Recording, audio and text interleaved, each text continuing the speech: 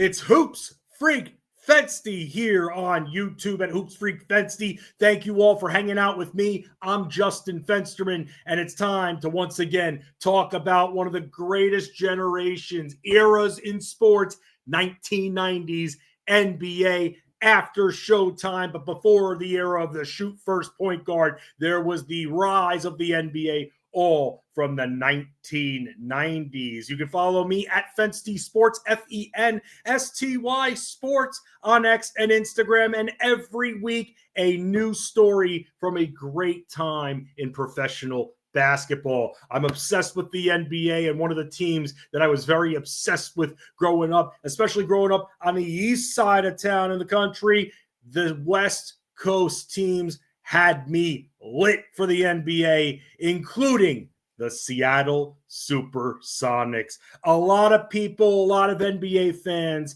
love the Seattle SuperSonics for two reasons. Shawn Kemp and Gary Payton, two all-stars, two guys that in the prime of the Sonics being one of the contenders in the Western Conference, these guys were being considered for MVP. Like I said, all-stars, but it had to start somewhere. And the city of Seattle, and the reason why I wanted to do this is because recently I saw Clay Bennett giving the Oklahoma City Thunder their championship rings, and it just put a sourpuss on my face, because thinking of the story about how Seattle goes from Seattle to Oklahoma City Thunder, how did it happen? Sonicsgate on YouTube. Excellent documentary about how the Sonics ended up in Oklahoma City. But we're going to talk about happier times. Before that, the 1990s, the formation of the Seattle SuperSonics. And that all started in 1989 when this team, and remember, this team had a very different identity back then. Late 70s, they were a contender against the Washington Bullets. They ended up winning a championship. In the 1980s, but then, late 80s, they ended up getting a couple of great prospects. The first one being, without any college basketball experience, Shawn Kemp, the Rain Man, a very mobile big forward that attacks the rim with force. When you talk about Shaquille O'Neal making the dunk the coolest thing on the block, well, before Shaq, who was making dunks great and who helped make the dunk amazing along with Shaquille O'Neal was Shawn Kemp, with the tomahawk slams all the way down all the time. The thunderous jams right there. The Lister Blister, which I'll talk about from the playoffs. A nice little cup dunk and in like that. Shawn Kemp opened eyes.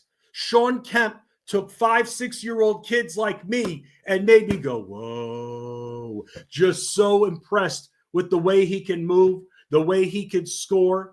And when we saw him before he ended up going to Cleveland, Shawn Kemp was one of the most popular players in basketball. He's drafted a team in 1989. This team really was comprised of only a few people of impact players, Nate McMillan being one of them, drafted in 1986 and actually playing all the way through this amazing Sonics era of the 1990s until 1998, and then eventually became the coach of the Seattle SuperSonics. And Nate McMillan was someone that everybody would want on their team. He was a good leader.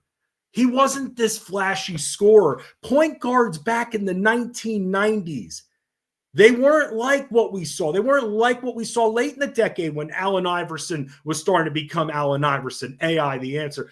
Before him, point guards, more traditional point guards, focused on perimeter defense and passing. That's what it was. If they had the open shots, they'd be bailout scorers. And that's really not everybody was John Stockton who would get featured. It would normally be the point guard that would be featuring the other players on the team. Players in the NBA and positions in the NBA were more defined than they are right now. So that's why you saw guys like B.J. Armstrong and Derek Harper, Doc Rivers, guys that can run the point and do a good job, but they weren't really ever the featured scorers unless they can drive the lane. They had an open lane, they'd take it, draw some contact. Otherwise, outside of an open shot, they were passing off.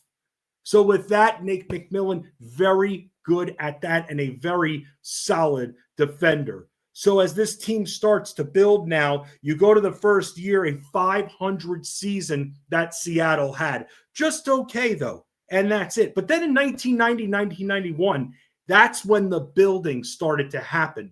Because before Hersey Hawkins and Detlef Schrempf and Sam Perkins, they end up getting Ricky Pierce. And Ricky Pierce, fine scorer off the bench, somebody that's helping this team out beyond the nucleus that would form, because they drafted Gary Payton, second overall, Oregon State. Gary Payton needed to be seasoned a little bit, though. He wasn't just someone that came in and scored 20 points right away. He needed a couple of years. Always a fierce competitor, always somebody that is willing to play defense. And not just defense where you would give traditionally the player on offense some space to dribble a little bit. He was all up in you like that all the time, in your face, talking crap. That's Gary Payton. Shawn Kemp had the thunderous physical moves in the NBA. Gary Payton had the thunderous verbal exchange. Why'd I use thunder? Stupid me. 100 stupid points for me. That's the last time I'm using the word thunder in a discussion about the Seattle SuperSonics. Sorry. But with both of these guys, a nice little fiery personality in Gary Payton to get this team ready. Nobody wanted to face Gary Payton. And if they did, mentally, they had to be ready. Mentally, they had to be enforced. Mentally, they had to be ready for a whole night of not only physical wear and tear against Gary Payton, who you really couldn't shake on defense, not even setting screens, but also from the verbal attack that you're going to get from Gary Payton. Let's move on to 91-92, because now you have Kemp and Payton in there. You're starting to see the formation of what's going to be a contending Western Conference team. Enter George Karl. George Karl comes in there and he enforces defense. And this team starts to show improvement on the defensive side of the ball. We know that they're great offensively, but now defensively, this is where it had to come together. Because remember, this is still the land of giants in the Western Conference. By this point, 1992, the Blazers are a bigger team. In 1992, the Rockets are a little bit of a bigger team. In 1992, you're even seeing the Jazz have size. So they needed to make sure they played very good defense. They go from winning 41 games the previous two seasons to winning 47 games. Ninth in offense in the league. Incredible. No more Xavier McDaniel on this team. Somebody else who was on this team that helped play a good mentoring role. And it now showed the maturity of what you were seeing with Shawn Kemp. Gary Payton, still on the rise.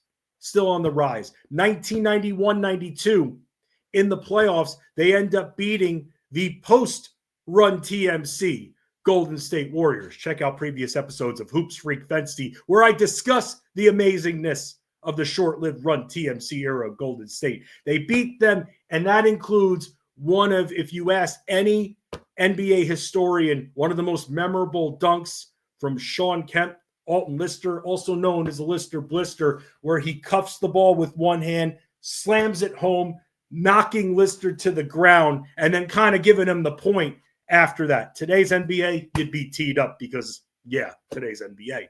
So they end up going to the second round. But what happens? They get blasted away by Utah. But the foundation was set, and they're starting to grow. And you're starting to see the aggressiveness of this team, because this team is going to run.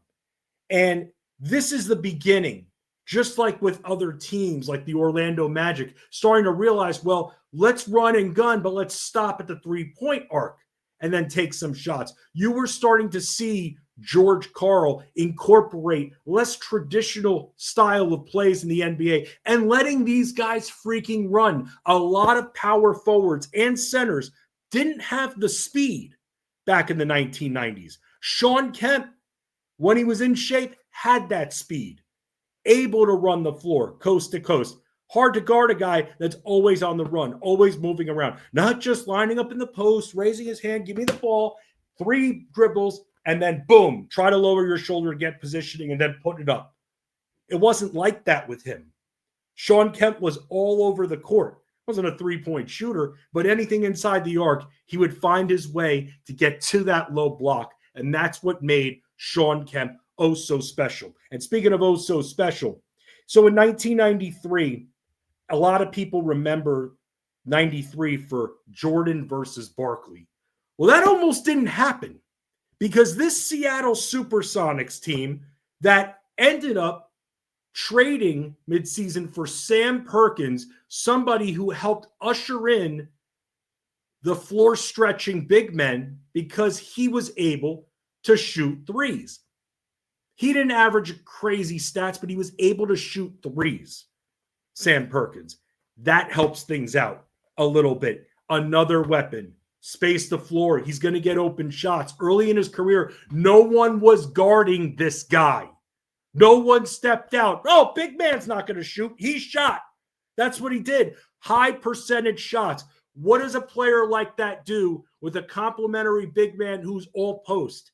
It helps take some of the heat off of that player in the post. It helps take bigger players and put them on the arc so other players have an easier time crossing in the lane. It worked out so well. What I find funny about that trade, by the way, is that part of that trade, Benoit Benjamin and Doug Christie. Doug Christie's actually from the Seattle area, but for some reason when Seattle drafted him, couldn't come up with a contract agreement, so he was shipped to the Los Angeles Lakers, which I find just comical at that point, right? Money talks, BS takes the bus. You know how it goes.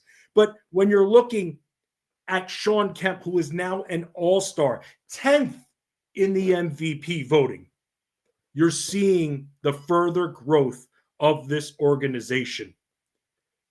Scored the 5th most points per game in the league, allowed the 5th fewest, had the defense. The defense became a top 3 defense between 1991 and 92, 92 and 93. The Seattle SuperSonics became a top 3 defense. The offense was always there. It was a constant. But now here comes the defense. Complete defense now. They go to the first round. They get their revenge on the Utah Jazz. They beat the Houston Rockets, partially thanks to Ricky Pierce's shooting towards the end of Game 7. They beat the Houston Rockets, who would go on to win the championship the next year. Spoiler alert. But they beat them in 7, and they lose to the Phoenix Suns in 7 games. Phoenix beat Seattle by double digits. But when that happens, while you're so close, your almost first taste of the NBA Finals since 1979, you're so close, but you knew Seattle was coming. You knew they were coming. A lot of teams back then, you were only known if you went to the finals. This Seattle team was right there. So now we go to 93-94. And in 1993-94, top 3 offense, top 3 defense. Best home record, best road record, 63-19. And they make moves to get even better. They trade Derek McKee, who was on this team, who was scoring and playing pretty good defense, for a jack of all trades, Detlef Schrempf. This guy can score, rebound, bring up the ball, play strong perimeter defense. He was your all-around guy. You had your bangers in there. You had your floor spacers, your bangers like Kemp and Payton, your floor spacers now like Sam Perkins. Here comes Detlef Schrempf, who could do just about a little bit of everything. And that's what makes a team great. And Detlef Schrempf on this Seattle team was thriving. They also, by the way, end up trading Eddie Johnson, and they get Kendall Gill. Funny side footnote regarding Kendall Gill. For those that watched Nickelodeon back in the mid-1990s, there was a short-lived show, I believe it ran for just 1 season, called My Brother and Me. And in one of the episodes, as someone who's an obsessed NBA fan, anytime an NBA player appeared in a movie or a TV show, you'd really love it if you were an NBA fan. Oh my goodness, it's X. Well, in this show, it's, oh my goodness, The main characters, these kids, I guess in the greater Charlotte area, are going to an autograph signing of Kendall Gill, who has Charlotte gear on during the episode. Meanwhile, I'm sitting there, probably 7 years old, going, wait a second. How is this possible? Kendall Gill was on the SuperSonics. He was, when the episode came out, he was on the Sonics. And he didn't just get there.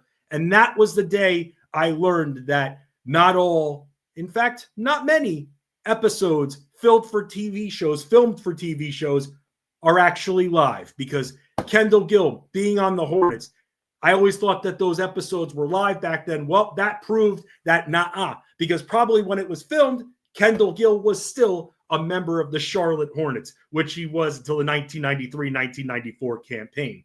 And this would be huge beyond the My Brother and Me. Excellent show. Should have had another season. Too bad it didn't on Nickelodeon. But Kendall Gill made another scoring impact, and he played good perimeter defense. One of the years in the NBA, late 90s, he led the league in steals. But Kendall Gill can also score, utilize a smaller body inside, not afraid to drive, not afraid to take contact or anything like that. The problem, though, with the Seattle SuperSonics that would continuously hinder them, they had just about everything. They had everything. They didn't have an established big man. Who's going to stop David Robinson? Who's going to stop Karl Malone and even Mark Eaton on Utah in the mid-90s, early 90s? Who's going to stop Olajuwon? Who's going to stop these guys? That was the big problem, is that Seattle was just missing that 6'10", 6'11", big, beefy guy. And Irvin Johnson wasn't the answer. So that ended up hindering them a little bit, because look who they face in the first round, 63-19. This team, in an era where now no Michael Jordan, he's retired at the time, so now things are open a little bit. Seattle's poised the number 1 seed, goes up against the number 8 seeded Denver Nuggets. They had Dikembe Mutombo. We all knew Dikembe Mutombo, but who else did they really have that could stop this amazing Seattle SuperSonics team? Robert Pack, LaFonso Ellis, Reggie Williams. I mean, come on, let's get real. However, in the first round of the 1994 NBA playoffs, when it was a best-of-5 series, Seattle goes up 2-0 against Denver. And then in the post-game interview, Shawn Kemp joins the booth and he say, oh, it'd be nice if we could go and sweep. He was kind of set up by the broadcasters. When you're an athlete and you're asked, oh, you think you're going to sweep them? Just maintain your generic answer of, we're going to try to play as hard as we can. If we can play this well, that's the goal. Don't say, oh, yeah, we'd like to go and sweep, because what happens, they go to Denver, they drop 2 games. The second of the game, which would be game 4 of this series, in overtime. LaFonso Ellis is working them in the post. Mutombo swatting away shots. They're not able to get really anything inside. We go to a 5th game. They nearly lose in regulation. Kendall Gill, with about half a second to go, flips it up and scores it. But then they lose in overtime, and that has the infamous, to Seattle fans, but famous NBA image of Dikembe Mutombo kind of crying and celebrating on the floor, holding up the basketball. That was from where that was from. A big-time upset, a big-time disappointment. Seattle could have gone to the finals, and they could have won the NBA championship versus either the Indiana Pacers, who they've done business with, player swapping, or the New York Knicks, who were in the Eastern Conference Finals on the other side of the bracket. So no big title run in 1994 when they won 63 games. So now, just when you think, well, besides a established big man who is not going to be traded to the Sonics because everybody is still going to covet their big man, well, what do they do in 1994, 1995?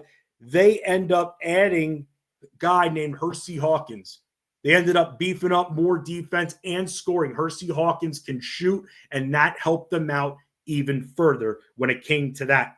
Hersey Hawkins ends up coming up there in 95 after the Seattle SuperSonics lose to the Los Angeles Lakers in the first round. Come on, Nick Van Exel, Vlade Divac, Cedric Ceballos, how you follow up a horrible upset loss where Seattle became the first 1 seed ever to lose to an 8-seeded team in the NBA playoffs in history. They followed that up by losing to this young Lakers team. Just pathetic. They won 57 games. They were 10th in defense, 2nd in offense. They needed more. They got Hersey Hawkins, and that led to 1995-1996. Back on top, 64 wins, just 18 losses. That's it for the Seattle team. Hawkins helping out Gary Payton in the backcourt led to such a dangerous combination. Remember, they still had Nate McMillan. They still had Kemp, Payton, all those guys, Sam Perkins. They had a team without a dominant big man.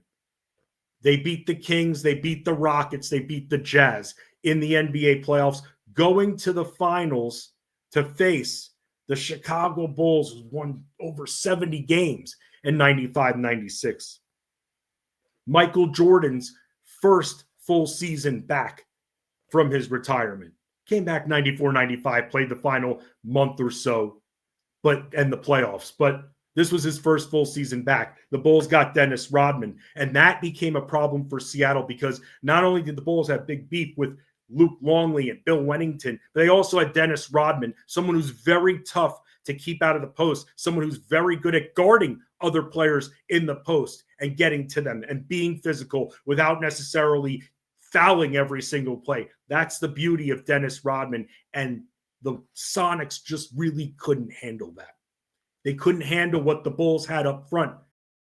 In the first couple of games, they really couldn't. This team went down 3-0 in the finals, and then they started to finally bring some defensive fire standing up to Chicago, pushing back on Michael Jordan a little bit. It's very easy to get intimidated by Michael Jordan and that Bulls team in general. But they started to stand up and play better. They won the next 2 games, only for the Bulls to win the NBA championship in Game 6, ending Seattle's hopes for a title. Chicago wins what was in the 1990s their 4th NBA championship at the time. And when you're on top, when you think all things are great, that's when the crap starts. That's when the threats, people want to take you down from the top. But the worst way it can happen is from within.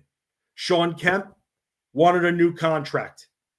Had a contract that went another year or 2. Wanted a new contract. This guy averaged 22-10 in the NBA Finals. Almost won Finals MVP.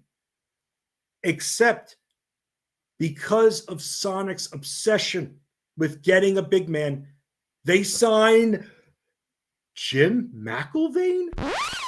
Jim McIlvaine? Who the hell is Jim McIlvaine? Where's the proof? This team needing that final piece, and you go Jim McIlvaine. How do you think that makes your star feel? These teams, as great businessmen as they were, they didn't get it. You saw it with the Orlando Magic, and here we go again with the Sonics. You have to pay these players. If they're worth $100 million, you pay them $100 million. If they're worth a way better contract, you pay them at the end of the day. The NBA was changing. That's why Hoops Freak Fensty exists. Because the NBA went from being really good to outstanding in this decade. And teams were behind the times, thinking they could get away with cutting corners and not paying players, which they viewed overpay. For a guy like Shawn Kemp, who had the finals that he just had, you make sure he's happy. If your star isn't happy, it's a trickle down. It's going to impact the team. Yeah, Shawn Kemp was pissed when they paid Jim McIlvaine $35 million. He wanted the new contract. And then what happens after that? They go 57-25 and they lose to Houston in the second round.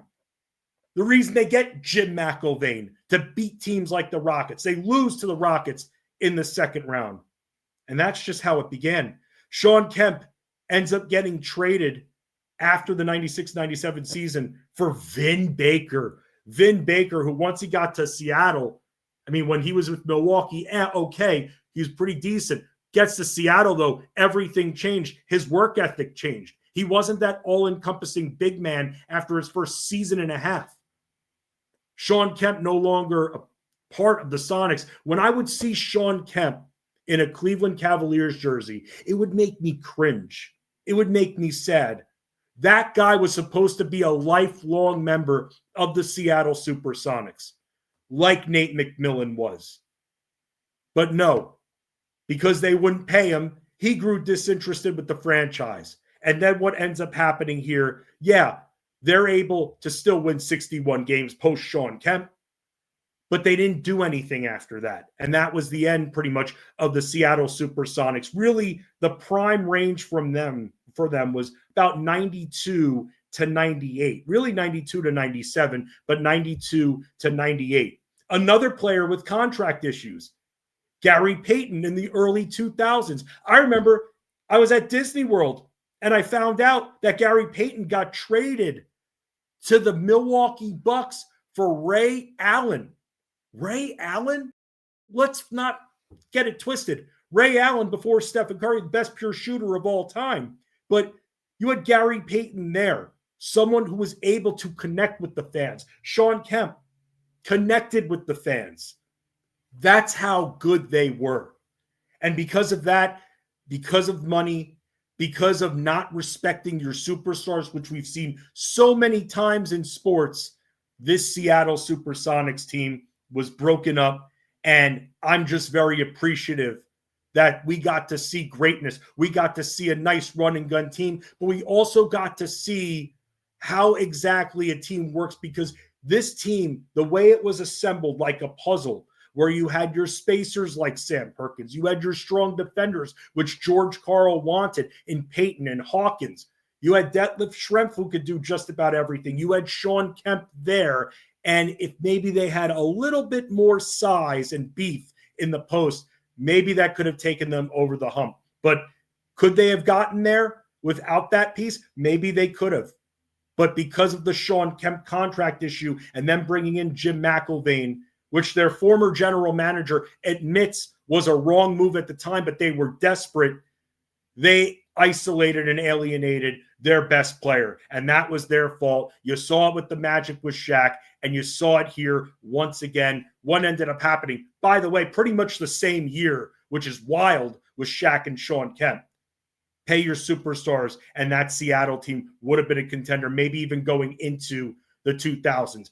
Gary Payton ends up winning a title with the Miami Heat in 2006, which made me very happy because he deserved it. He worked hard for it. He was a multi-time All-Star, 9-time All-Star. Shawn Kemp, multi-time All-Star. Detlef Schrempf, All-Star. All three made the All-Star team in 1995. But most importantly, forgetting all the stats or anything like that, they were fun. They were amazing to watch.